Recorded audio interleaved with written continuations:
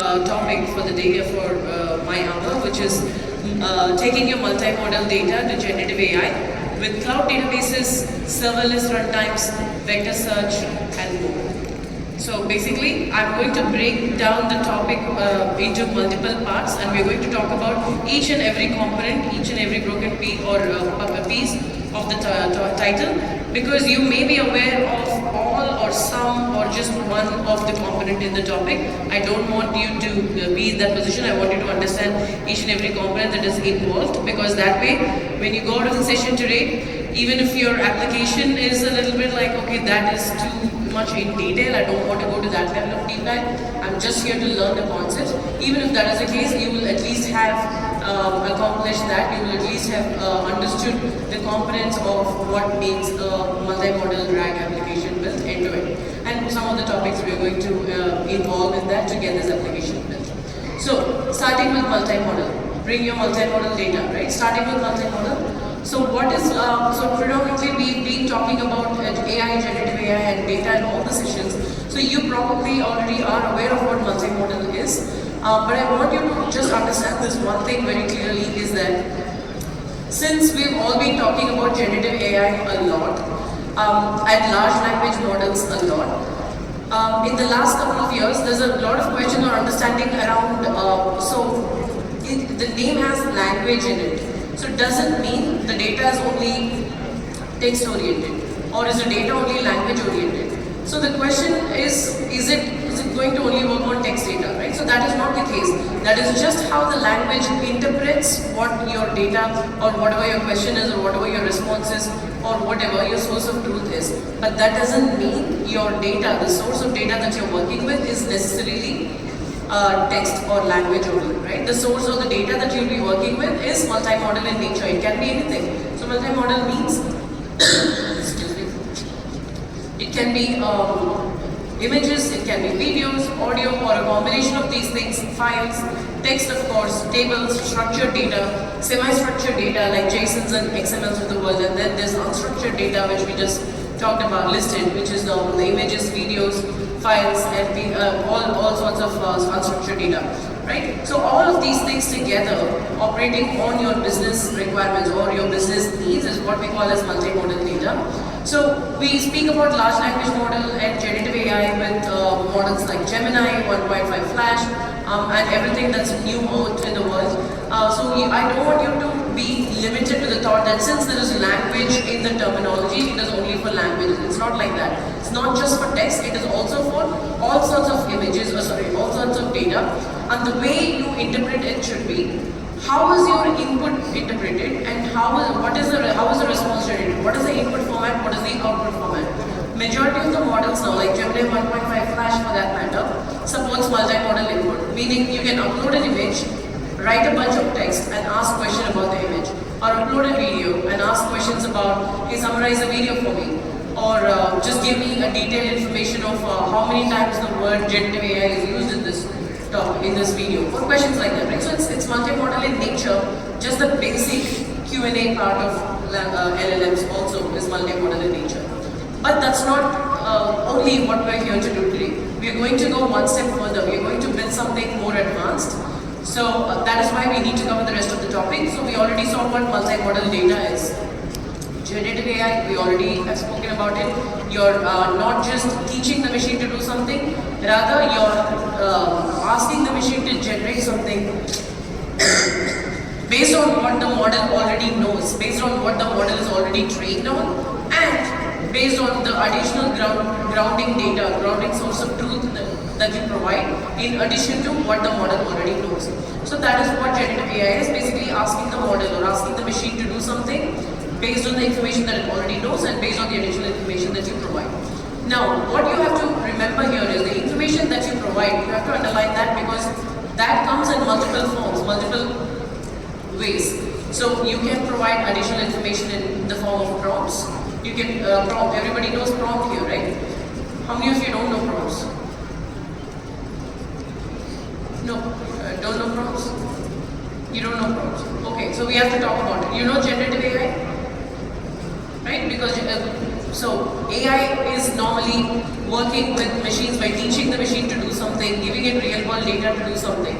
Whereas generative AI is you don't have to necessarily teach the machine to do something. Rather, you will just ask questions like, why is this room so cold today? Or why is Chennai this particular temperature today? Or why is the sky blue? You can just ask questions and ask the machine to generate or the model to generate the answer for you.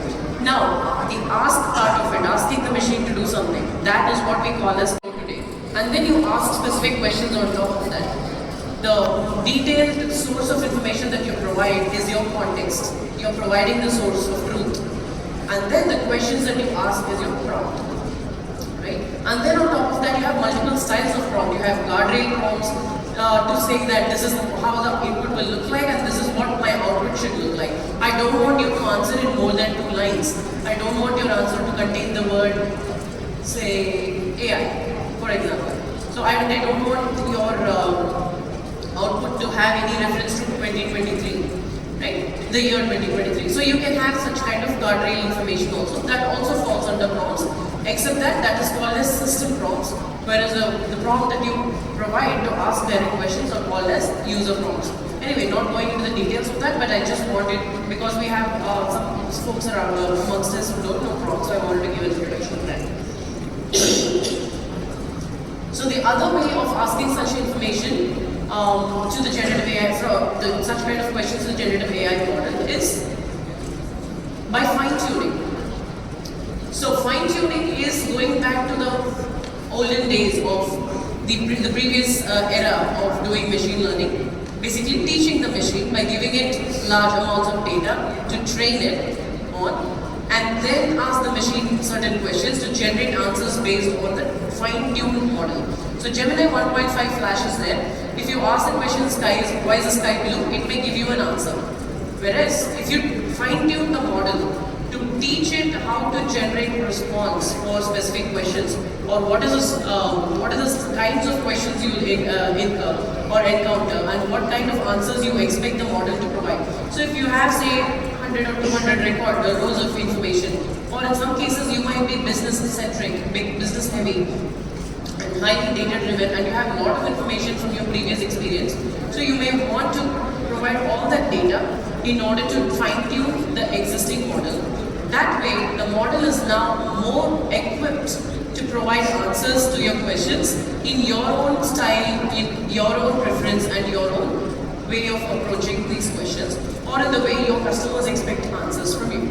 So that is why we do fine-tuning. Now, oh my god, we have generative AI model. On top of that, you want us to do ML again. Yes, if you want to personalize your model, in the sense that if you want Gemini 1.5 Flash to respond in a way that your company ABC would respond, then yes, fine-tuning is not a bad idea at all, because now, without giving additional context in the prompt, you can make the model behave the way you want in terms of the kind of responses you get, right? So that is fine-tuning. And the another method, which is the most important, which is what we are going to use today in combination of other 2 methods as well, which is prompt and fine-tuning, is RAG. So how many of you here don't know RAG? Retrieval Augmented Generation, don't know RAG. But do you know databases? Yeah. So before generative AI days, we will have an application, we will have database, and we have the front-end application query the database for information where your actual business logic or business data will reside, and then you will have a business logic layer fetching the data from the database and doing all the analytics and process or transactions that your application needs and returns it to the front end, or however your framework is, right? So this is retrieval. Agree? It's plain English word. Retrieval means querying the database, retrieve information. Now, what is retrieval augmented generation? Generation is a word that represents generative AI. You're asking the model to generate something. So what is retrieval augmented generation? Basically, you're going to use the model, the generative AI model, to generate answers to your questions. But you're augmenting it. What is the meaning of augmenting? Augmenting means enhancing empowering, enhancing what the machine is already able to do. So retrieval augmented generation means we already addressed what retrieval is, retrieving from the database. querying from a database or querying from a PDF file or querying from a sheet or just any source of truth that you have. So retrieval based information enhancement for the generative AI model to generate your responses is simply what we call as RAG. Now it's so simple, it is querying from the database. Why is it that a big deal, you may ask? I'll tell you why that is a big deal. This is a big deal more than ever right now because databases have existed for so many decades now. But we have also done retrieval for so many decades now, or maybe a little lesser than the existence of database itself. We probably did not do retrieval, I'm thinking several decades ago, we probably just had application living separately, database living separately, and a team just worked on databases to get some information that they needed and they didn't talk. I'm just guessing, I don't know. Possible. There's a time when everything was manual and things were peaceful and things were fine. But now we have retrieval augmented generation. So why are we doing this? Why is this a big deal? Isn't it the same thing, you may ask? The answer is yes, it's exactly the same thing. The only difference is the machine is going to understand from your information source, the source of truth or the data that you provide, and augment it with what it already knows. And then it is able to do near human-like validation of the response and generate it to the user. That is why RAG, you have to program it that way for it to behave that way. But that is why RAG is more powerful. Now, we also talk about the methods with which you can accomplish RAG. There are several ways. A simple select star from query can also be RAG if you're using a generative AI model to use that information. I'm fine calling it a RAG. It is still RAG. Okay, be happy if you're writing a select star from query and you're taking the result and passing it to a generative AI model as input, as context, you are doing RAG. Give a big round of applause for yourself. Good. Now, what is more advanced in that area? What else can I do with RAG? For that question, the answer is vector search and embeddings. So, what is embeddings? Embeddings is a numerical representation or vector representation of any form of data, right? Whether it's text data or image data or video data. So me as a person standing here and talking about all these things for the last, say, 10-15 minutes can be converted into somebody is taking written notes, can be converted to text through that, right? And then this could be recorded, can be converted to a photo or could be converted to video, right? Now all of these things, if I convert it to numerical format, I will be able to match what the written script says with a video script, right? But ideally, if I don't convert it into a consistent, compatible format, one will exist as a text and another will exist as a video. How will you match the two? You cannot possibly do. I'm just dumbing it down so much so that you can understand it in the simplest form of example, but it is much more sophisticated and nuanced than that. And the main reason we are using embeddings is to expedite the process of search, expedite the process of recommendation, expedite the process of matching, finding the nearest match to your questions, right? So embeddings is simply a vector representation or numerical representation of your data. Embeddings is just math, it's just an array of flows, that's what it is. Vector, on the other hand, is a meaningful array of flows. So if I say array of 1.1, 1.2, 1.3, fine, that is still an embedding. But what does it mean? Probably nothing. But what I said, this entire line, if I convert that into embeddings, the English statement of what I spoke right now, if I convert that into embeddings, and it has a meaning to it, that is when an embedding becomes a vector. Right? So this is something you ought to know. Now, vector search is used to expedite this kind of recommendation process, matching process, and search response process. So basically, you can enhance your retrieval augmented generation by using vector search. You may think, why? Why should I use vector search? Exactly for the same reasons that I said. Now, if you're taking data from like 100 rows or 10,000 rows or even 100,000 rows, it will be okay. You can still do a select star from query and write your own SQL queries and be done with it. But what if you're in the modern day scenario, with the current era where you have so much information, you have streams and streams of data coming in, you have multimodal data, how will you possibly make sense of all of these things? Will your select star from query be enough? Or your NoSQL processes or whatever it is, will that be enough? If you ask me will that be enough, it probably will if your customers are willing to wait for several hours to get one response. But But that's not the case. We want 3-second delivery, we want Blinkit, we want Swiggy, we want everything to come when we light up our gas stove and we wait for groceries to be delivered, right? That's how fast it is these days. So nobody's going to wait. So we need super fast results, super fast outcomes. So that is exactly why you need to use vector search, because of the sheer amount of volume of data that we have and the complexity, the different patterns of word formats of data that you have. You want to use vector search to make sense of all these things, right? To compare one format of data against another, or let's say I'm just saying, you'll see that hands-on application right now. I'll just post a photo and ask, not even ask anything. The model will be able to understand that and give me a text output and then an image output also following up with it. I'll show you the example in a bit. But that's exactly why you need to do. You need to convert everything into embeddings so that they are in an interpretable format for all the operations, and then do vector search. So I told you what vector is. What is vector search? Vector search is nothing but just indexing the data. So you're reading a book, you're bookmarking it, right? You're bookmarking it because you think something is important or something is belonging to the category of things that you're looking for. Or another example could be, let's say, you know how YouTube search works and other things work, right? So in a plane of data or things that you have, everything related to music, everything related to football, or everything related to AI, in a random video will be grouped together, and they'll be grouped closer to each other and bookmarked under that specific topic or categorized under the specific topic, so that you can go back to that page as soon as you want, whenever you want, right? So you're maintaining a diary, you're bookmarking it by categories, and then you're grouping the categories specific to probably an event, or probably a topic, or probably a person, anything of your choice. You're bookmarking it so that you can find that, whether you alphabetize it or whatever order you want, whatever order you want to go back and search what you wanted to search in the first place.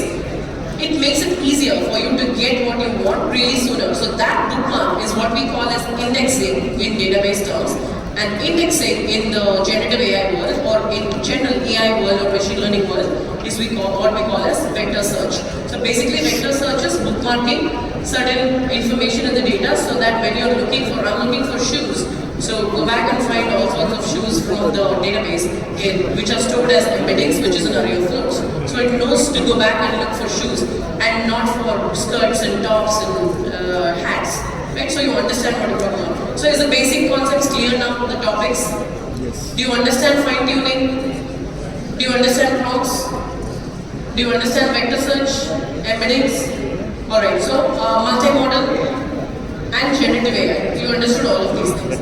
Now, one last thing before we jump into the demo on the application, the use case that we're going to talk about today. One last thing before that is serverless. So the topic involves serverless runtimes as well. Cloud databases and serverless runtimes. I'll come to databases in a bit. That's the start of the show, so I'm reserving it for the end of the introduction. So serverless runtimes.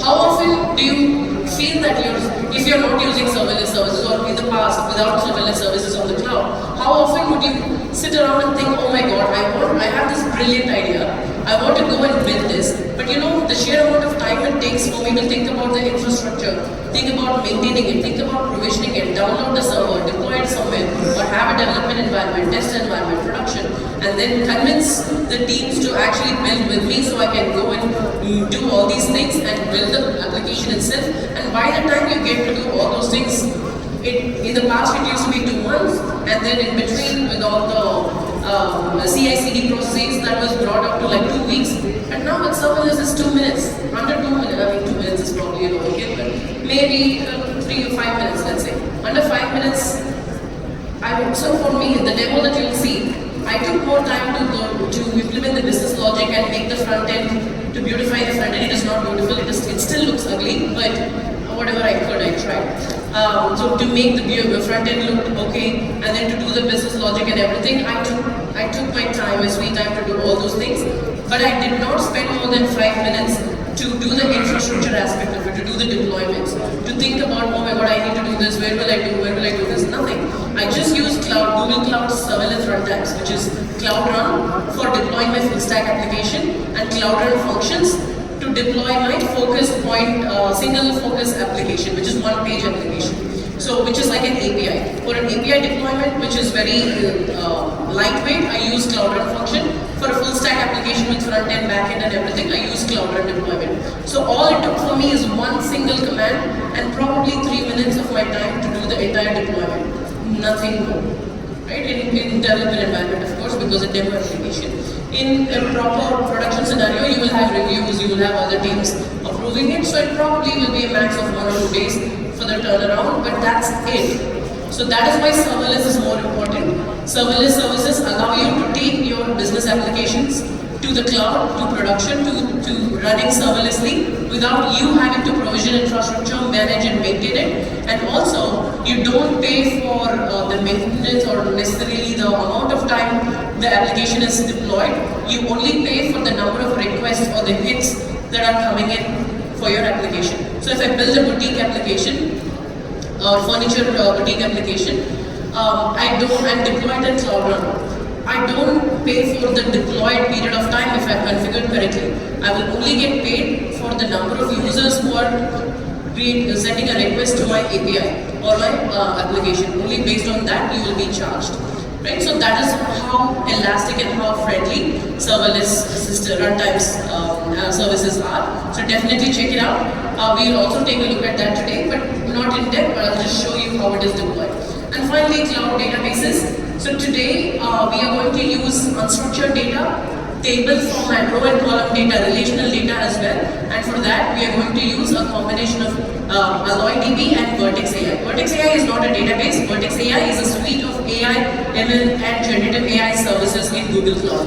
It's like a package of all these services available in Google Cloud. Just go to console.cloud.google.com and search for Vertex AI. You will find all the services within ML, AI, and generative AI area in Google Cloud, in Vertex AI.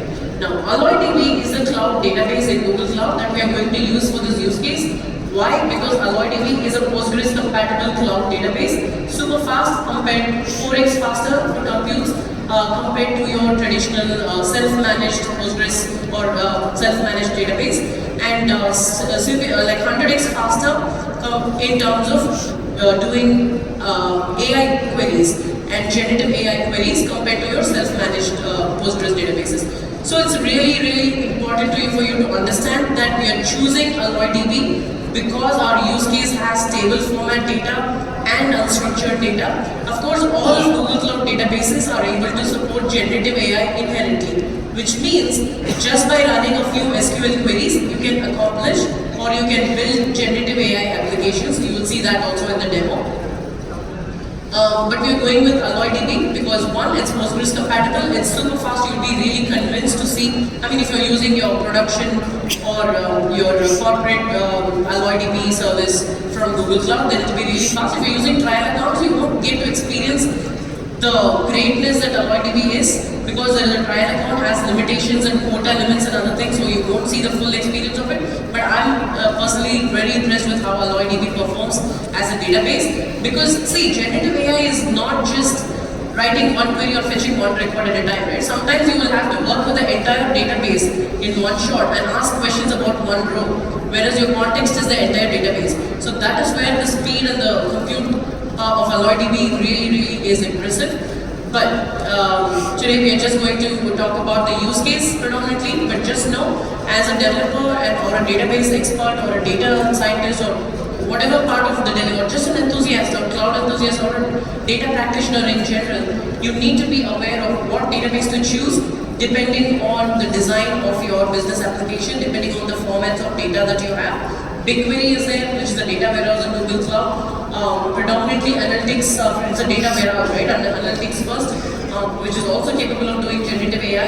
It also is able to store structured, semi-structured and unstructured data within itself. However, it is a data warehouse and you can still use it for transactional purposes, but I've used AlloyDB for the reasons that I told you before. The compute for generative AI or analytics specific queries. Alright, so that is the introduction of the thing. Sorry for the so much lengthy explanation for a film, but I really think that is important for us to go through the next few steps. This will be really a breeze because if you know these concepts in detail, when you look at the application I'm going to show you right now, you'll feel like, okay, I know what it is. I know why vector search is used. I know what RAG means. I know this is how it's used. So that's exactly why I wanted to give the introduction first. Alright, moving past, the next step is what is the use case you're going to build. How many of you already know what is the use case I'm going to talk about? Okay, we have a couple there. Alright, so it is a snap and style application, which is your personal stylist using your own wardrobe to provide a matching outfit for your dog. So that is exactly the application that we are going to see. We also are going to learn about how we built it at a high level. Alright, so ready?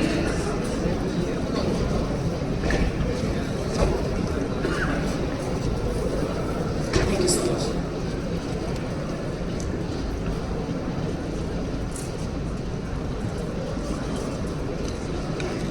Okay, for this I'm going to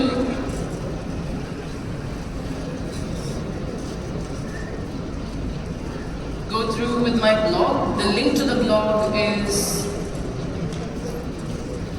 right here. If you want, you can just take a picture of this or just navigate to bit.ly/your-stylist.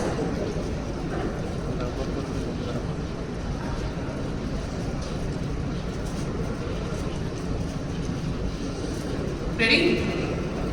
Okay, just leave it another second.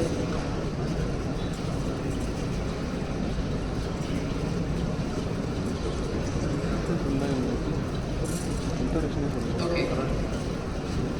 So here we go. Snap, match, rock. Basically, just take a picture, selfie, match your outfit with a recommended bottom wear or bottom outfit, and from your own closet. From your own wardrobe. So like I said, this is what you need to see right now, the most important part. The user multimodal search data. The user search data is my selfie, right? My picture. So that's an image. That's the user multimodal search data. I'm not going to ask anything, I'm just going to take a picture and submit, that's all. Second step is outfit recommendation from fine-tuned Gemini model. So based on the selfie, the top part of the selfie that I submit, Gemini is going to understand what you're wearing, what your top is, and it is going to generate a recommended combination, pairing outfit for it from what it already knows and from the fine-tuned process. So why did I fine-tune? You all know what fine-tune is. Can someone quickly tell me in one line why I fine-tuned it? Predefined prompts. Sorry? Predefined prompts. Predefined prompts is one way. Sorry? Grounding? Grounding data. Absolutely. Any other thought? Sorry? To get the precise result? To get precise results? Your style. Big round of applause. That was what I was looking for. All of those are right answers, but your style is very important. When I say your style, if you're a business or if you're building it for yourself or if you're building it for a group of people, personalizing it, provisioning it with your style, or expecting perfect results, precise results, or giving contextual information to prompts. Or there was another answer which was very relevant as well, like grounding source of truth. So fine-tuning, you want to fine-tune because you want Gemini to respond in your style. Okay, so if you say, I don't wear skirts, I like wearing pants only. So that is the kind of data that you need to provide to the model so that it understands your style, or also the way you respond. Like if your fine-tuning data says your response should be in one line, comma separated words, and each word should be maybe 10 letters long, don't just keep typing, stuff like that, right? So your response format can also be taught to the the foundational model. So basically already you're using a very powerful 1 million plus context window model, which means you already can do powerful things with it. But on top of that, I'm giving my own set of data to fine-tune it, to make it personalized for me as a designer of this application or developer of this application, right? Now, Now the fine-tuned model, or rather let's just call it Gemini fine-tuned model, now takes your input, understands what you're wearing, and provides the recommendation in whatever format you have taught the fine-tuned model to do, and converts that into embeddings. Alright, I'm going to ask a question at the end of the next step, but hang on tight. So converts the recommendation into embeddings, which is numerical format. And then we have the AlloyDB wardrobe data, which is where we are configuring it with all the bottom outfits or whatever outfits you have overall. You're taking a picture and you're storing it in a database, and I have created that for my clothes, and that's the AlloyDB wardrobe data. I have stored it, and I'm converting that. What you don't see right there, the small font text, it says PG Vector for PG Vector and Google ML integration SQL. We'll come to that later, but I'm also converting the images and converting the pictures of your own wardrobe material, right? Wardrobe clothes, that your outfits that you have. I'll describe that and convert that into embeddings as well. Alright, now I have embeddings of what my real-time data, and in the database I already have embeddings converted wardrobe data. Why am I doing this? Why am I converting both of these to embeddings? Quick answers. Similarity search. Similarity search, very good. That's the right answer. Big round of applause. We already got the right answer. So I'm just going to move on to the next step. Similarity search. No, actually, not just similarity search. There is one more thing in between, which is what you need to understand.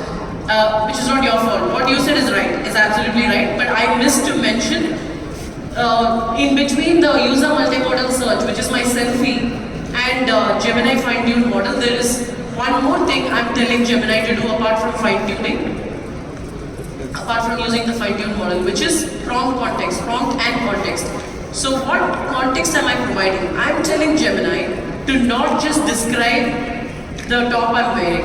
I'm asking Gemini to describe the top and recommend matching outfits. So that is what the fine-tuned model will result. Now the fine-tuned model's result is a matching outfit for your selfie, the outfit that is there in your selfie, the half of your outfit in the selfie. So basically you understand, you're just not converting the selfie directly into embedding, you're processing that with your fine-tuned result, and that recommendation is what you're converting into embedding in the application. Alright, so right answer, it does similarity search, so pant against pants or skirt against skirt, shorts against shorts, or whatever is recommended. But remember, Gemini will recommend at least, based on my fine-tuning of the model, it will recommend at least 10 or 5 to 10 sets of recommendations. So embeddings need to work for all of that, generate matching outfits for all of that, and the last step right here, cosine similarity vector search, and the next one, real-time match on the web. So why this is important? I'll tell you that with an example. Don't forget the train, don't lose the train of thoughts, but I'll just take go on a tangent in a little bit. So let's say I'm looking for beach colored sandals with 2-inch heels, but strictly no leather. Let's say this is my search text. If I just do vector search on it by converting it into embeddings, it will take all the keywords, the entire context, convert it into embeddings, and do vector search. But the do's and do nots is not necessarily important for, it's not the job of vector search to translate it accurately. Of course they are improving, of course there's going to be a lot more high performing or high quality embedding results and vector search results, but that's not the job of vector search. Vector search's job is to get the closest match. So if it finds beach shoes with leather, and beach shoes without leather, but totally beach color shoes are only 5 in number, and you're asking it to return 10 matches, it will bring the closest match, or it will bring as close as it can find until it can reach the count that is 10. That is the job of vector search. You ask me nearest neighbor, you didn't say that I should not return after a certain distance, right? You ask for 10, I'll give you 10. So whether or not leather is there or not is not the business of vector search. What is it the business of? Who is going to decide? Sorry? Ground? But I can't hear you. Prompt? But what are you using the prompt on? The web app, whatever web app where you're searching. The application where you're searching. Application, but no, there's another important thing. You're once again using Gemini 1.5 Flash. This time you don't have to use a fine-tuned model, you can use a fundamental model to take the vector search return results and ask whether is this even relevant to what the recommendation was in the first place. Gemini will tell you, no, this is not a good recommendation because you asked for no leather, but this vector search idiot has returned it with the leather shoes. So make sure you say no to the user, right? But vector search is not idiot, it's doing its job. But it's Gemini's job to filter that out and say, no, this is not what you're going to return to the user. So you understand what the purpose of the last the real-time confirmation of, not the real-time match, that is actually, it's actually missing there, the component where you convert it into, the vector search results are validated. The validation step is part of the real-time match itself. So you just find the matches and then use Gemini to validate it on the fly and then decide whether, that's a real-time match, decide whether or not to send it to the user as output, right? So if there are only 5 matches that are relevant to what the user asked, instead of 10, you will only return 5. That is the job of Gemini to filter that out because it is able to make that decision, the judgment for you. Understood? So this is the architecture. One important thing that you need to know here is the AlloyDB wardrobe data is stored in AlloyDB, which I told you. You're going to write SQL queries to retrieve, store, all those things, that's fine. But the embeddings conversion, the vector search, and the validation against Gemini, all of these things also you're going to do in SQL itself. In one query, you will be able to do all these embeddings, vector search conversion, and the validation with Gemini to see whether or not this is a relevant match. All of this you will just write in a single SQL query. Of course, I'm making it sound very simple. It's a lengthy query, it's a nested query and all that, but not so complicated. Not too shabby when you can do it all in one query instead of writing a 2-page application code in some other programming language, right? Just imagine if you know SQL and if you're an expert in SQL, you can just chuck everybody out of your way and just get it done, get the entire application done in backend, and just write a simple front-end application to integrate that into pieces. That's it. Alright, so now let's go ahead and look at the application since we have talked about the architecture now. How I did it, we'll come back later, but first let's look at the demo.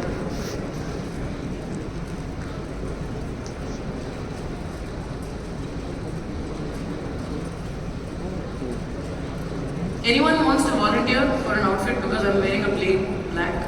Any colorful outfit in the audience that wants to volunteer?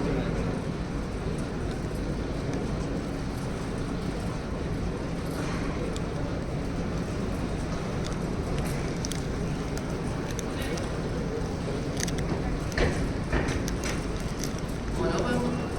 Come closer. A little bit so it understands. A little bit forward, please. Sorry, a little bit forward. Yeah, perfect. If you can just lean forward a little more. Perfect. Let's see what it does.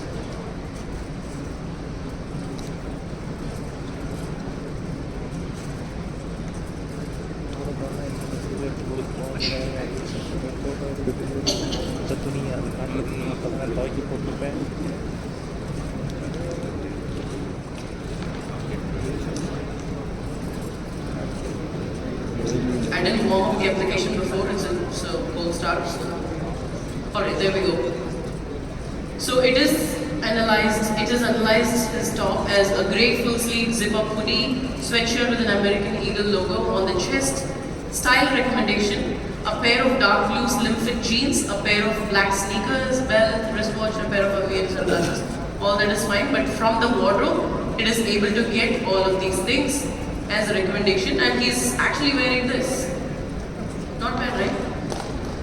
Thank you for being sport. So that's exactly what we were going to build. And any thoughts, any questions, or do you want to do one more demo before we move on? Yes, come on. You're wearing plain white. I already know what it's going to recommend. Oh, you have a question. Okay, go on. Meanwhile, one of the girls, if you want to volunteer, because you all look colorful. So you meant that wardrobe, right? So we have to like update that full data set. If you want to base on your data, or if you want, if you're building it for a store, then that's customer data, store information, right? Product inventory. But if you're doing it for a personal, like a consumer use, you have to make it configurable. You have to make the user just snap and upload their data each and every time. And then you have to build the front end for that as well. But like since you are like, uploading a picture or just an image, it would be difficult for the AI to like sometimes guess the weight of the person or the head size. That doesn't matter. That's the thing. It will only. That's why we are not providing an image of you wearing that. We are just suggesting this top will look good with this pants. That's it. From your, but it's from your wardrobe. Yeah. Yeah. Okay. Before taking more questions, we reserve the questions to the end. We do another demo before seeing how we build it. Thank you, sir. A little bit.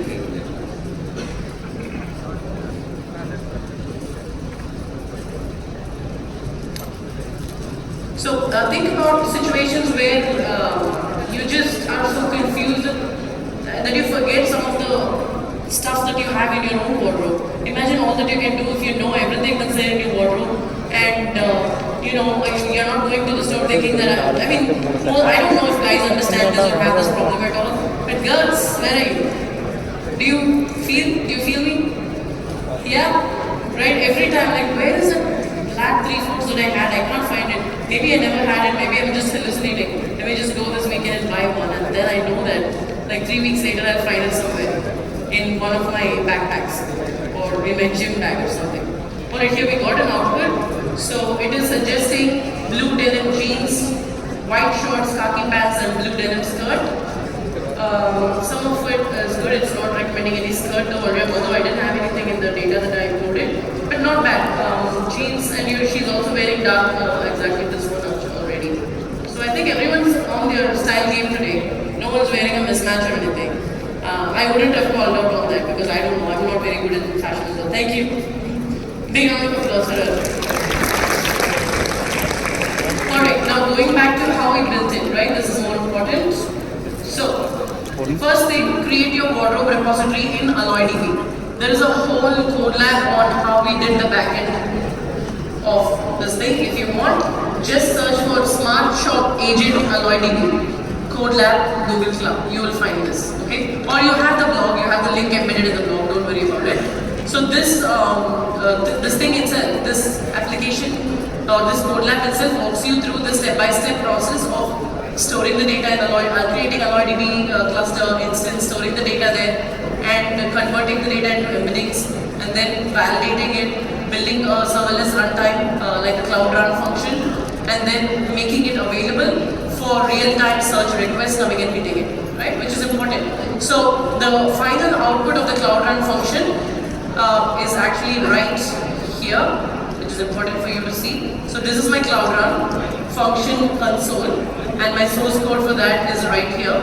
So I have everything, like I said before. All this code snippet does is it connects to AlloyDB. It has a query, a simple query to do the real-time embeddings matching, and then do the vector search and validate on the fly with Gemini to see if the return matches are in fact relevant matches that the users can see, right? Can receive. So that is all this query does. In one query, I did all that, and then that's it. That's all, and then store it in a array list of strings. That's it. That's what this function, this Cloud Run function does. So if I have to test it, I just ran it ahead of time. So let's copy paste the thing that it recommended for the most recent user, blue denim jeans. So I copy this, I come here, I update. This is just a console testing. This is not how you actually implement your application. I've already done the orchestration in the back end. That's why you saw the web app, right? This is just one way to test the Cloud Run function. Alright, so it is running, waiting for the test to finish, and if you can see, you will see the array list of strings with the URLs of the images that are stored for the matching outfits, which is what we saw in the application in the first place. So there we go, we got the results and it has the images in a string of array list. I'll take one image and show to you is what you're exactly seeing in that application. We're almost done, just 5 more minutes. So if I just go here, oh no, this is a lot of images. If you see you see the image linked in the background. So that's it, we got the result. So this is how you did the entire wardrobe database thingy with AlloyDB, and that is there documented in the code lab. So please go through that. Alright, that is step 1. Step 2, fine tune your Gemini model to suit your sense of fashion. Again, there is a blog linked to how to do your own fine tuning with a random use case as an example. I didn't provide this as an example because it doesn't make sense what my style is. You want to create your own data, but this blog has all that information, so you can anyway use this as a reference. But I'm going to show you where you can find fine tuning in Google Cloud. So go to console.cloud.google.com. Anyway, so you go there and on the search bar you search for Vertex AI, and when you search for Vertex AI, let me open another one because in case it's slow I don't want to lose this page.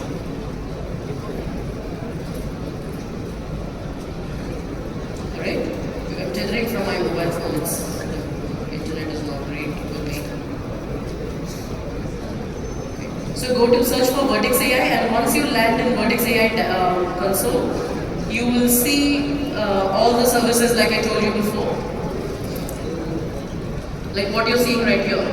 The Vertex AI Studio, all the models, deployments, managing your models, and within Vertex AI Studio, if you go to overview page, you will see the multi-model, the language-based models, APIs, testing, everything. You can use it as a playground prototyping your ideas. You can use it as a playground to learn about the models. You can use it as a playground to design your application. Everything you can do. All AI, ML and generative AI needs. You can get it done in Vertex AI. And if you in Vertex AI Studio under that, you scroll down, you will see tuning as an option. So click tuning. You will see this. It's very simple. Just go ahead and click create tune model. So this is just one way of doing this using a console. If you are a developer and you think like I can just write an application, you have client libraries, you have API to do the fine tuning from, you can programmatically achieve that as well. Or you can achieve that with Cloud Shell commands as well. I'm just showing you a console way of doing things. And then you choose the model that you want to, the name of the fine tune model, and you choose the base model, which foundational model you want to fine tune. So choose that as well. In this case, I'm going to do Gemini 1.5 Flash 002 and region, and advanced options is where you provide the data, epochs and typical ML style. Just that the data format is slightly different, but all of that is in the hyperlinked material, so go through that. Finally, what else we have? The next step. Build a web application that talks to the fine-tuned model and analyzes your top and recommends fitting bottom web. So you need to build the front-end application. So for that, I've built a web application using Java Spring Boot. You can do whatever you want, whatever is your favorite stack, anything that you like, Merge stack, Mean stack, or Python-based application, Django framework, or anything of your choice. I use Spring Boot with Timely front-end. We'll just see a quick overview of how it looks. But the main part that you need to notice is this one. It's still connected. Okay, it's going to reload. But the most important part is how I'm calling Gemini to do the multi-model recognition of your selfie, and how I'm providing the context for it to understand that and generate recommendations. Not the Gemini model, in this case it's a fine-tuned Gemini model. But you can feel free, if you're building a model, a demo application, feel free to use Gemini. It's enough if you just build an application with the not basic, but the information, the knowledge that Gemini has. Unless you have a personal preference that you have to offer to the world, just go for the basic foundational model and see what happens, right? So just call that model. Here I have provided the part maker object, and I'm invoking the MIME type and data. This is exactly where your selfie is getting passed, along with the prompt context, which is right above that. Alright, so this is my prompt context and this is my prompt. So that's how I do that. Finally, for the most important part, remember the, not the most important part. The front end itself has multiple components, right? Like you saw, I have the controller, I have the business logic, and then there is a main logic, the database part, where you're doing the RAG, right? The RAG-based vector search. I already told you, I have deployed that as a Cloud Run function. I showed you what the output is.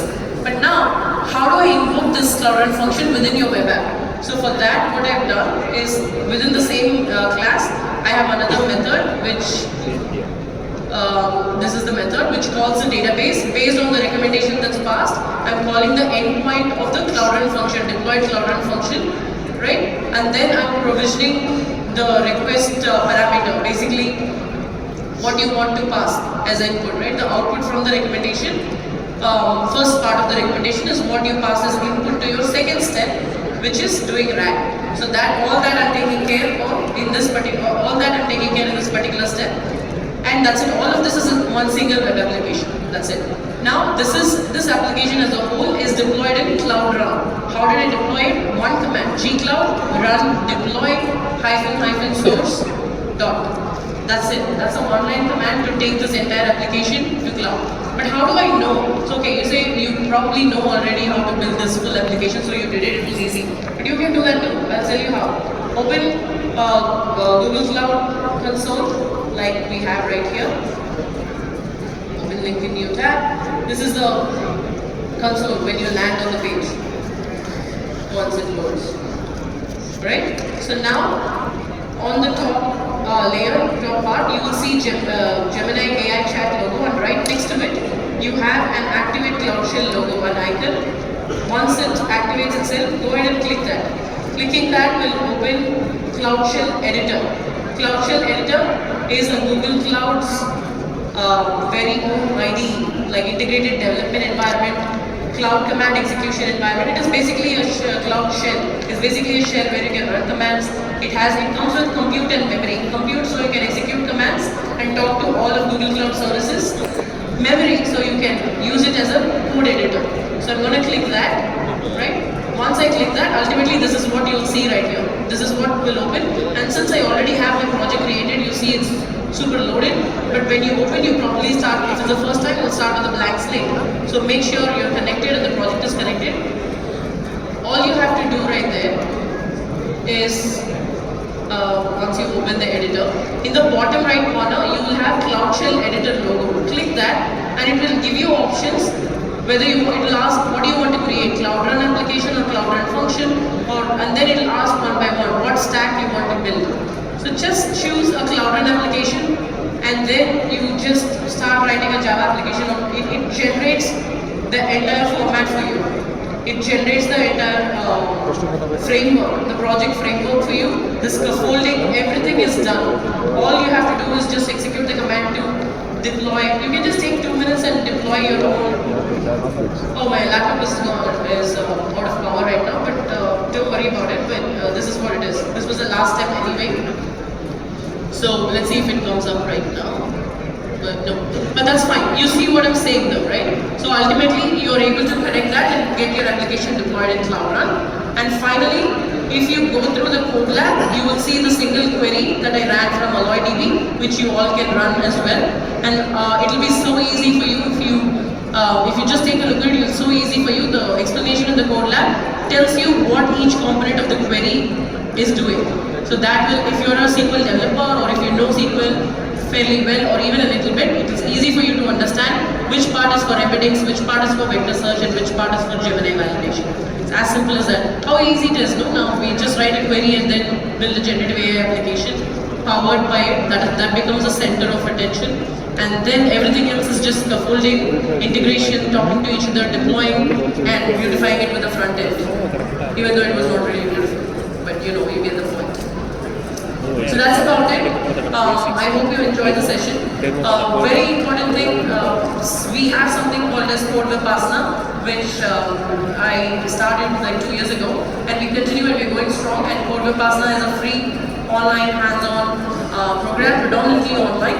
Now and then, as a token of appreciation, we do in-person events because developers ask for it. So this time we are rolling it out as Build and Blog Marathon. It starts next week, first in all four cities in India, in Google offices. So just check out Code vipasana.dev for the details. If you happen to be in one of the cities, if you want to apply for it, register for it, do register. It's free. It'll happen in Google Office. You will come up with your idea, you will build it, but you will have materials like this, you'll have resources like Googlers around trying to help you if you have questions. But you build it, but you play to win. We have big prizes, and all participants get, in-person participants get, swag, but winners, top 5 get really good awards. So it's a build and block marathon. So if you have ideas, use that opportunity. I just wanted to plug that in there in case you're interested. It's called vipasana.dev, CODEVIPASSANA.dev. So that's the site. It has all the information you need.